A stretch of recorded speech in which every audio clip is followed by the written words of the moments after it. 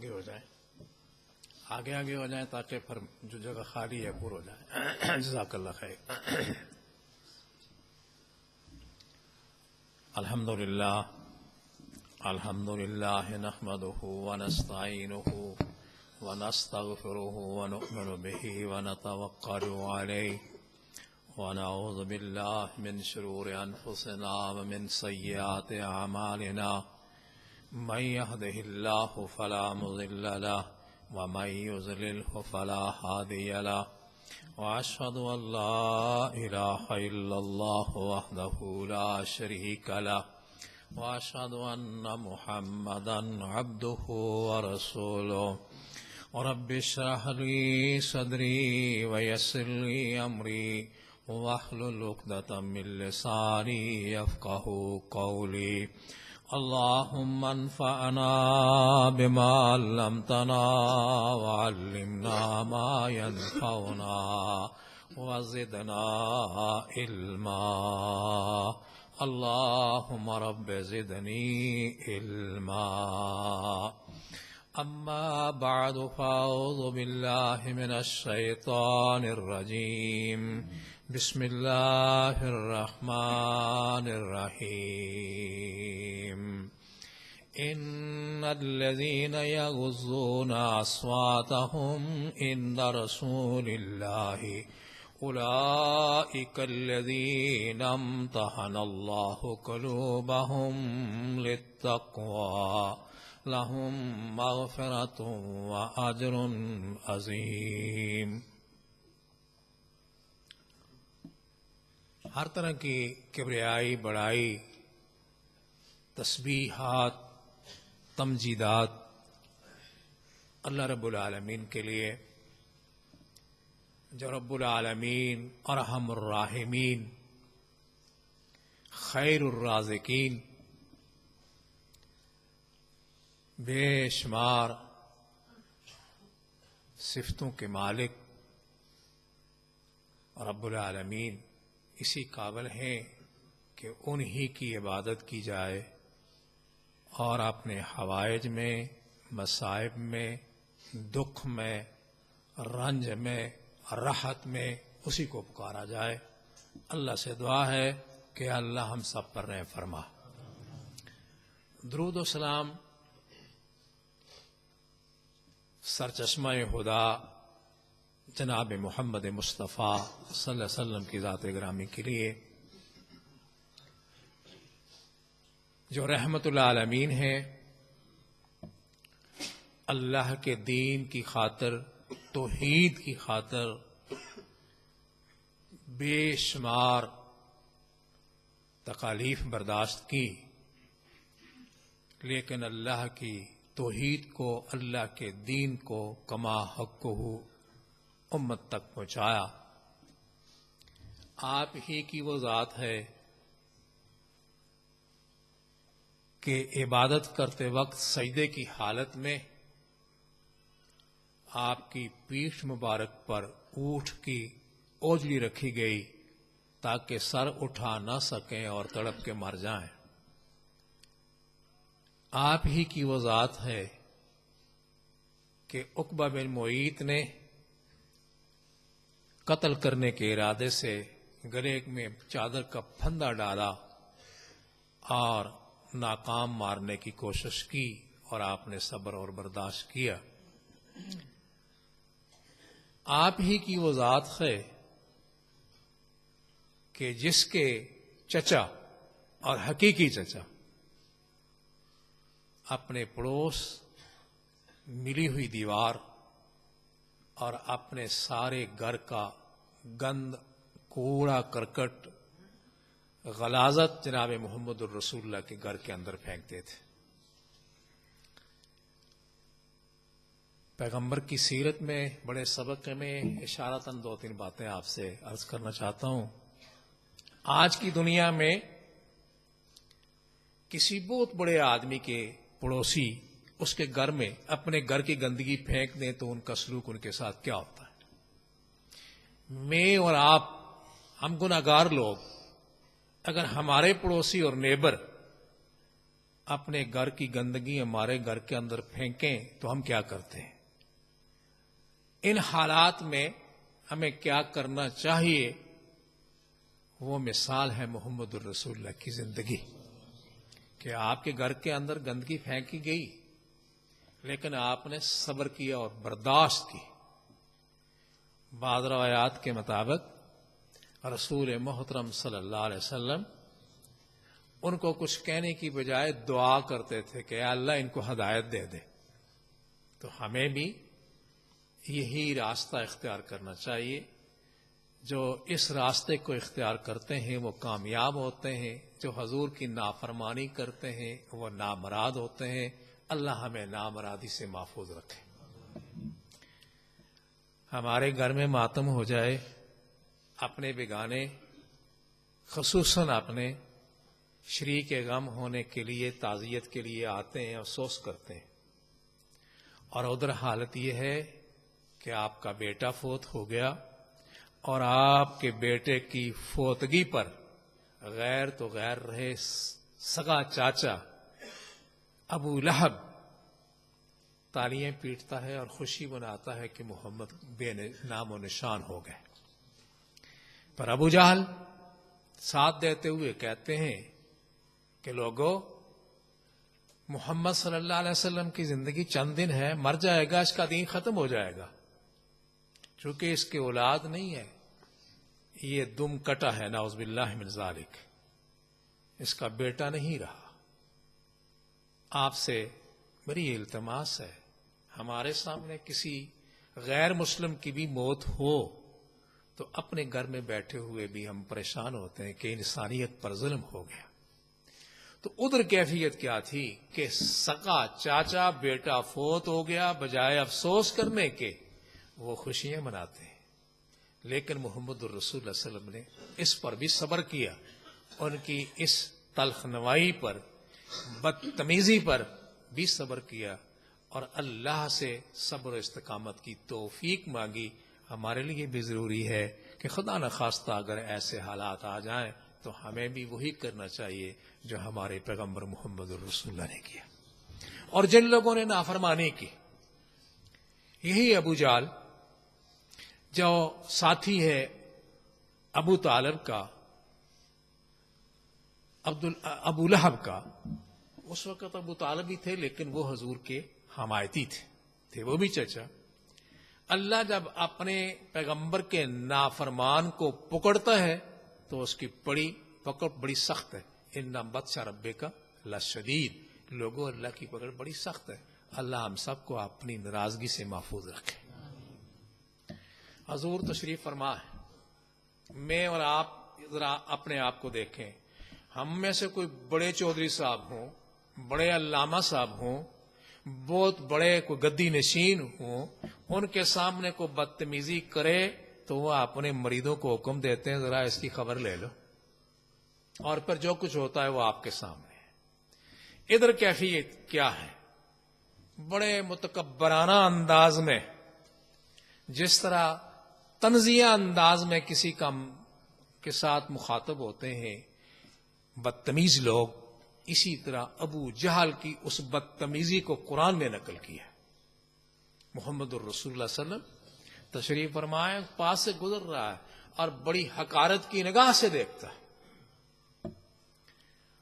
پھر نہ جانے اس نے منہ سے کیا کچھ کہا، اور پیغمبر خدا صلی اللہ علیہ وسلم نے اس کی نازیبا گفتگو سن کر صبر کا مظاہرہ کیا، اور اس کی اس عادت کو، اس کی اس حرکت کو قرآن نے نقل کیا۔ فرمایا فلا صدق ولا صلی ولکن کذب وتولی ثم ذهب الى اهله يتمتع اولا لك فاولا اولا لك فاولا۔ وہ شخص فلا صدق، وہ محمد الرسول اللہ کو سچا تو مانتا ہے، کہتا ہے کہ بہترین انسان ہیں، لیکن اس بات کو نہیں مانتا جو حضور پیش کرتے ہیں وہ اللہ کی توحید تھی، تصدیق نہیں کرتا۔ حضور نماز کے لیے کہتے تھے، وہ نماز نہیں پڑھتا تھا۔ فرمایا فلا صدق ولا صلی ولکن کذب وتولی، وہ اکڑتا ہوا پھنکارتا ہوا اپنی گردن کو اکڑاتا ہوا محمد الرسول اللہ کے پاس سے گزر جاتا تھا، اور وہ حضور کو خاطر میں نہیں لاتا تھا، لوگوں کو اشارے کرتا تھا، لوگ بدتمیزی کرتے تھے، آوازیں کستے تھے، اور محمد مصطفیٰ صلی اللہ علیہ وسلم اس پر صبر کرتے تھے۔ فرمایا وہ اپنے گھر چلا جاتا اور گھر جا کر بڑے مزے سے بیٹھتا، اور جو حضور کے ساتھ بدتمیزی کرتا یا کراتا وہ بڑے فخر سے اس کا تذکرہ کرتا۔ فرمایا اے محمد صلی اللہ علیہ وسلم کے ماننے والوں، پر اس کا انجام کیا ہوا؟ اس نافرمان کا انجام کیا ہوا؟ غزوہ بدر میں ایک وہ دور آیا، 6 آدمی تھے جن کے لیے محمد الرسول اللہ نے بد دعا فرمائی، ان میں سے ایک یہ ہے، ابو لہب بھی ہے، تھوڑا اگر موقع ملا تو میں ذکر کروں گا۔ اس نے بڑا ستایا حضرت محمد الرسول صلی اللہ علیہ وسلم کو، پر جب اللہ کی گرفت آئی، غزوہ بدر ہوا، اس کے پس منظر میں نہیں جاتا، لیکن ابو جہل کو روکا گیا کہ جو ہمارا مقصد تھا، قافلہ ہمارا پہنچ گیا، ہم لڑائی نہیں کرتے، لڑائی اچھی بات نہیں ہوتی۔ اس نے کہا 313 سنا ہے محمد کے ساتھی ہیں، ہم تو ان کو مسل کر کے رکھ دیں گے۔ یہ اس کی نخوت تھی، یہ اس کی رونت تھی، یہ اس کی فرعونیت تھی، یہ اس کا تکبر تھا۔ وہ محمد الرسول صلی اللہ علیہ وسلم کے خلاف باتیں کرتا تھا اور لوگوں کو اکساتا تھا۔ پر غزوہ ہوا، عبد الرحمن بن عوف رضی اللہ تعالی عنہ کی روایت کے مطابق اپنے گھوڑے پر سوار ہے اور اپنی صفوں کو ٹھیک کر رہا ہے۔ ابو جہل اور 2 بچے عبد الرحمن بن عوف کے پاس آئے، کہا چاچا آپ جانتے ہیں کہ ابو جہل کون ہے؟ کہا ہاں میں پہچانتا ہوں۔ کہا ہم اس کو دیکھنا چاہتے ہیں۔ کہا بیٹا کیا کرو گے؟ بڑی درد کی بات کہی ان بچوں نے، کہا قسم کھائی ہے مر جائیں گے یا ماریں گے ناری کو، سنا ہے گالیاں دیتا ہے محبوب باری کو۔ ہمارے پیغمبر کی توہین کرتا ہے، ہم مر جائیں گے۔ اسی اسنا میں وہ نظر آیا تو عبد الرحمن بن عوف نے بچوں کو بتایا کہ یہ وہ جو گھوڑے پر سوار ہے، یہ وہ ہے جو حضور کا گستاخ اور بے ادب ہے۔ اب وہ پہنچے، ایک نے وار کیا، اس کی پنڈلی کٹ گئی اور وہ لڑکھڑانے لگا، دوسرے نے وار کیا تو گھوڑے کے اوپر سے وہ لڑکتا ہے اور گرتا ہے اور کہتا ہے کاش کہ مجھے مارنے والے بھی کوئی خوبرو جوان ہوتے، مرنے لگا ہوں تو بچوں کے ہاتھوں۔ زمین پر گرا، خاک و خون میں تڑپ رہا ہے۔ عبداللہ بن مسعود رضی اللہ تعالی عنہ فرماتے ہیں کہ میں آگے بڑھا کے دیکھوں کہ یہ مر چکا ہے کہ زندہ ہے، تو وہ ابھی زندہ تھا۔ تو محمد الرسول اللہ نے فرمایا کون ہے جو اس کا سر لا کے مجھے دکھائے؟ عبداللہ بن مسعود کہتے ہیں کہ میں نے اس کا سر کاٹا اور حضرت محمد الرسول اللہ کی خدمت میں پیش کیا، اور حضرت محمد الرسول اللہ صلی اللہ علیہ وسلم نے فرمایا ابو جہل میں چاہتا تو نہیں تھا، لیکن تیرے تکبر نے تجھے تیرے انجام تک پہنچایا۔ یہ ابو جہل، یہ پیغمبر کو تکلیف پہنچانے والے، اس کا یہ انجام ہوا۔ دوسرا بڑا کافر جو آپ کا سگا چاچا ہے، جو آپ قرآن کریم کی یہ سورت پڑھتے ہیں تبت یدا ابی لہب وتب۔ میں سارا اس کا شان نزول نہیں عرض کرنا چاہتا، نہ وقت ہے۔ میں یہ بتانا چاہتا ہوں کہ یہ بھی بڑا گستاخ تھا، اور پھر اس کا کیا انجام ہوا؟ اس کے بدن پر ایک چھالا نکلا جس کو عربی کے اندر عدس کہتے ہیں، اس میں پیپ پڑ گئی، اور پیپ پڑی اور پورے جسم پر وہ چھالے پھیل گئے، گویا چیچک نکلی ہوئی ہے۔ دیکھا نا آپ نے چیچک نکلے ہوئے آدمیوں کو، گویا چیچک نکلی ہوئی، اور اس میں عفونت اور بدبو پیدا ہو گئی، اور گوشت اس کے جسم کا گل کر سڑ کر زمین پر گرنے لگا۔ کوئی اس کو ہاتھ لگانے کے لیے تیار نہیں، یہاں تک کہ بیٹے اس کے کہتے ہیں کہ اس باپ کی اس یوں سمجھنے لاش سے، ابھی مرا نہیں تھا، لاش سے بو آ رہی ہے، ہاتھ لگانے کے لیے تیار نہیں، اور اسی میں تڑپ کر جب اس کے جسم کا یہ گوشت نیچے گرا اور تڑپ کر مر گیا، 3 دن تک پڑا رہا ابن ہشام کے مطابق، کوئی اس کو دفنانے کے لیے تیار نہیں۔ محلے میں جب بو پھیلی، لوگوں نے بیٹوں کو آر دلائی کہ تمہارا تو بیٹا ہے، تمہارا تو باپ تھا، تم اس کے بیٹے ہو، تم اس کی اولاد ہو۔ تو وہ کہنے لگے ہم اس کو ہاتھ نہیں لگاتے، کہیں یہ بیماری ہم کو نہ لگ جائے، یہ اولاد ہے۔ یہ وہ ذلت ہے پیغمبر کی نافرمانی کی وجہ سے، جو نافرمانی کرتا ہے وہ اتنا ذلیل ہوتا ہے۔ آخر بیٹوں نے لوگوں کی باتیں سن کر حبشیوں کو بلایا، اور وہ حبشیوں نے ایک گڑھا کھودا، اور گڑھا کھود کر کوئی اس کو ہاتھ نہیں لگاتا، لکڑیوں کے ساتھ دھکیل کر کے اس کو گڑھے کے اندر پھینک دیا۔ دنیا والوں کو بتایا کہ جو میرے پیغمبر کا گستاخ، بے ادب اور نافرمان ہوگا، میری گرفت بڑی سخت ہے۔ ان بطش ربک لشدید، لوگو اللہ کی پکڑ بڑی سخت ہے، اس سے بچنا چاہتے ہو تو محمد کا دامن پکڑ لو صلی اللہ علیہ وسلم، حضور کی اطاعت کر لو، بچ جاؤ گے، وگرنہ دنیا بھی برباد اور آخرت بھی برباد۔ میں نے یہ چند باتیں اس لیے کی، آج دنیا کے اندر اسلام کے خلاف ایک پوری قوت اور جتنی صہیونی طاقتیں ہیں، جتنی بھی دین کے خلاف طاقتیں ہیں، وہ منظم ہے اسلام کے مٹانے پہ۔ الکفر ملت واحدہ، اور جو ملت واحد تھی، ہونا چاہیے، امت محمد الرسول اللہ یہ فرقوں میں بٹی ہوئی ہے۔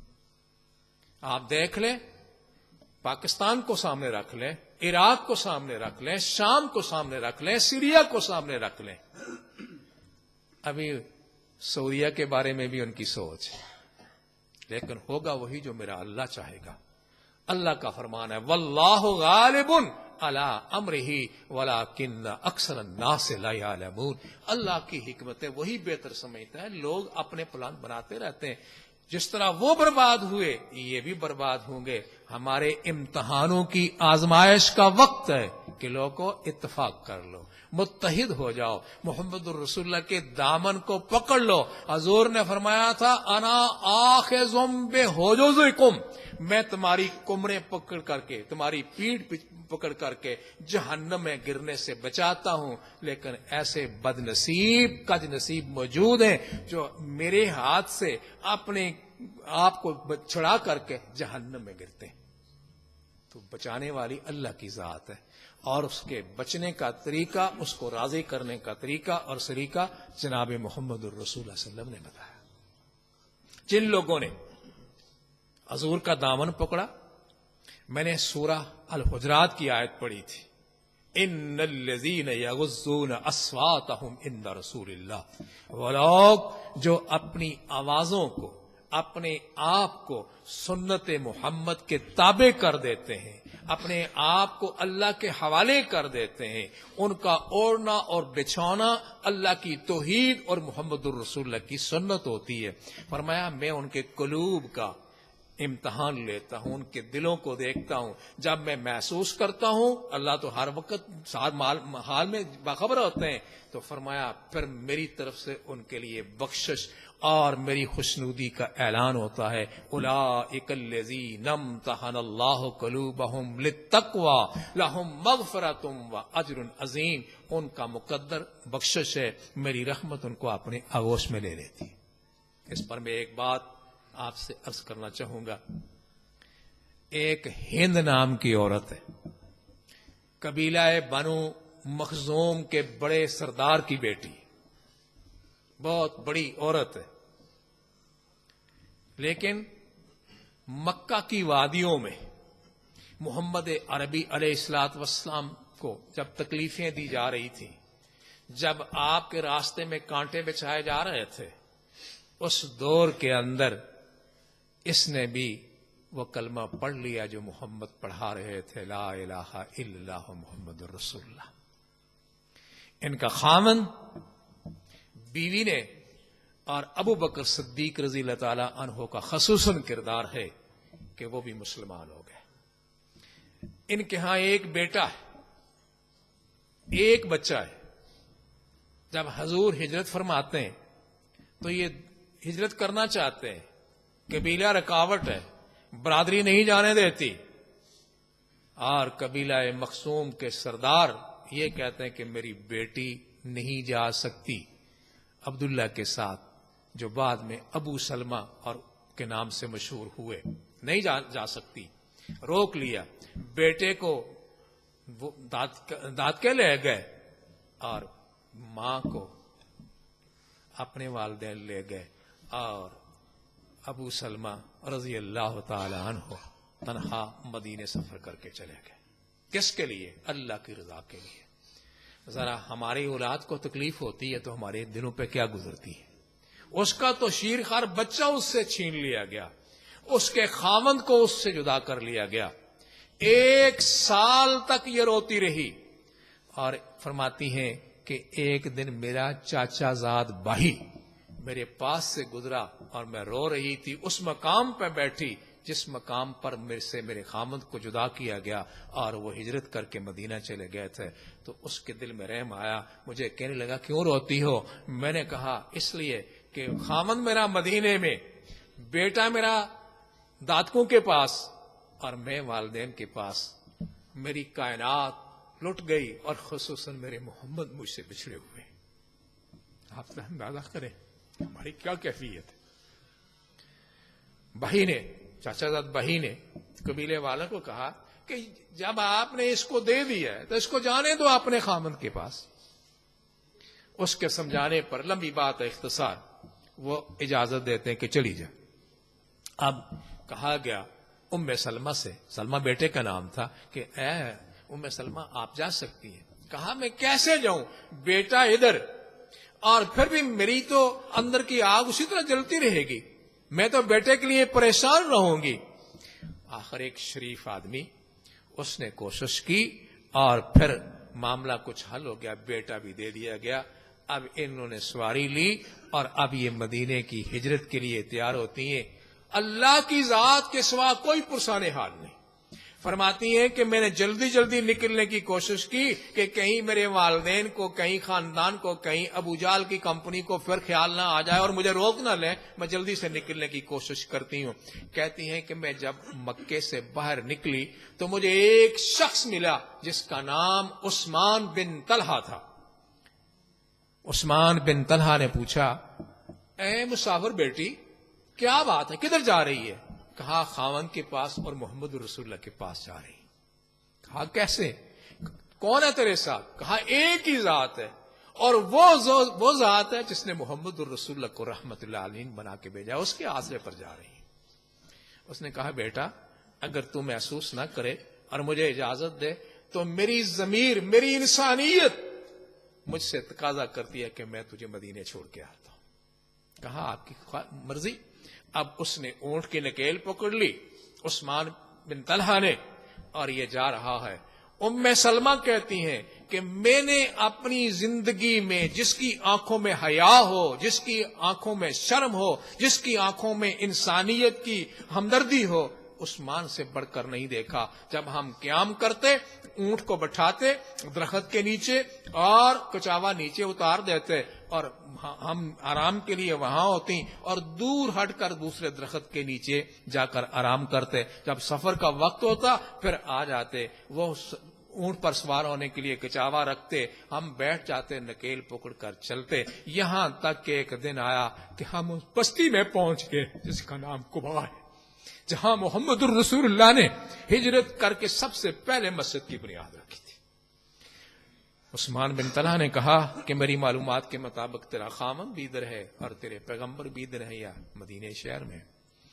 ام سلمہ کہتی ہیں کہ میرے خامن کو تکلیف تھی تو میرے خامن نے مجھے ایک بات کہی، مسلمان ہونے کی بعد کی بات ہے، درمیان میں یہ بات آئی، آخر میں اس کا میں جب خلاصہ رکھوں گا آپ کے سامنے تو بات واضح ہو جائے گی، کہ میں نے محمد الرسول اللہ سے سنا صلی اللہ علیہ وسلم کہ جو آدمی مصیبت پر صبر کرے، اللہ کی توحید کو نہ چھوڑے، پیغمبر کی سنت کو مضبوطی کے ساتھ پکڑے رکھے، اللہ تعالیٰ اس کی مشکل کے بدلے میں اس کو نعم البدل عطا فرماتے ہیں۔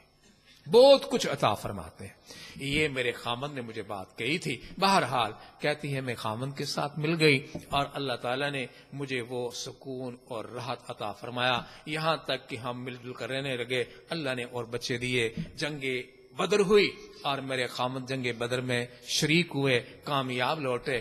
جنگ احد ہوئی, اس میں وہ شریک ہوئے تو ان کو ایک زخم لگا اور ظاہری طور پر جب علاج کیا گیا وہ ٹھیک ہو گیا, لیکن اندر سے وہ کچا رہا اور بالآخر اس درد کی وجہ سے وہ وقت آ گیا جو میرے اور آپ سب پر آنے والا ہے. کل من علیہا فان ویبقی وجہ ربک ذو الجلال والاکرام. وہ وقت آ گیا تو میرے خامد نے کہا صبر کرنا, اللہ کی نعم البدل انتظام کرنے والا ہے. اس اثناء میں میرا خامد فوت ہو گیا. اب میں یہ بتانا چاہتا ہوں کہ سنت اور پیغمبر کے ساتھ محبت کرنے میں اللہ کیا عزت عطا فرماتے ہیں.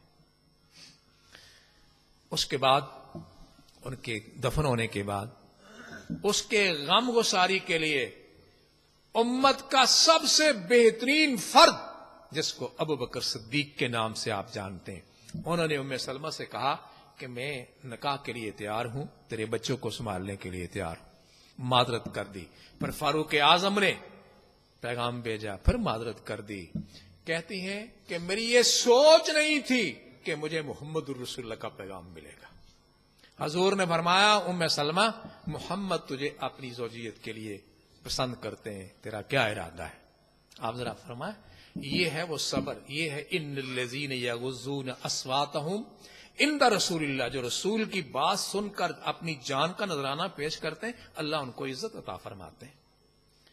کہتی ہے میرے سوچ میں نہیں تھا. تو میں نے عرض کیا اللہ کے رسول, ایک تو میں یالدار عورت ہوں, دوسرا تابان میں غسیل ہوں, کہیں میری طبیعت جو میرے اختیار میں نہیں ہے, میں کوئی ایسی بات کر جوں جو آپ کو ناگوار گزر جائے تو میری دنیا بھی گئی اور میری آخرت بھی گئی. یہ ہے آواز کو نیچے رکھنا.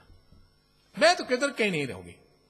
فرمایا ام سلمہ جو تیری 3 باتیں ہیں نا, کہ میں عمر رسیدہ ہوں, محمد بھی عمر رسیدہ ہے, رہا تیرے غصے کا معاملہ, محمد اپنے رب سے دعا کریں گے, اللہ تیرے اس غصے کو دور کر دے گا. تیسرا رہا تیری عیالداری, بال بچے, تو نکاح کرنے کا مقصد ہی یہی ہے کہ ان یتیم بچوں کی کفالت محمد صلی اللہ علیہ وسلم آسانی کے ساتھ کر لیں. اب حضور کے نکاح میں آ گئی, گویا وہ ہند نام کی عورت ام سلمہ بنی, اور پھر ایک نتیجہ آیا کہ وہ ہماری سب امت کی ماں بنی, وہ حضرت محمد الرسول اللہ کی زوجہ بن گئی. اللہ ارشاد فرماتے ہیں, اللہ کے نبی کی حدیث ہے, ان اللہ یرفع اقواما بہذا الکتاب, اللہ قوموں کو قرآن پر عمل کرنے سے عزت عطا فرماتے ہیں, ویضع بہ آخرین, اور جو اس کی قدر نہیں کرتے اللہ ان کو ذلیل کر کے رکھ دیتے ہیں. میں نے 2-3 باتیں حضرت رسول کریم کی سیرت سے اور حضرت ام سلمہ کی زندگی کے حالات کا ایک مختصر سا خلاصہ آپ کے سامنے رکھا. میرا مدعا, میرا مقصود یہ ہے کہ بھائیو مرنا ہے, کسی نے دنیا میں نہیں رہنا. یہ دنیا کے اندر جتنے شور شرابے آپ دیکھ رہے ہیں نا, یہ سب عبث اور بیکار ہیں. اگر اللہ کی رضا کے لیے ہو تو پھر اس میں بھی خیر و برکت ہے, لیکن جہاں جہاں پسندی اور حبس پسندی آ جائے اور پیغمبر خدا صلی اللہ علیہ وسلم کی سنت کو پیچھے ڈال دیا جائے, وہ لوگ عذاب کا شکار ہوتے ہیں. کہیں طوفان ہیں, کہیں زلزلے ہیں, کہیں سیلاب ہیں, اور یہ مارا ماری اور یہ افراتفری اس لیے ہے کہ ہم نے محمد الرسول اللہ کی سنت کو چھوڑا. دعا ہے اللہ تعالی ہم سب کو جب تک زندہ رہیں پیغمبر کے دین پر, پیغمبر کی سنت پر زندہ رکھے, اور سب کو توحید کی خالص سمجھ عطا فرمائے. وآخر دعوانا الحمدللہ.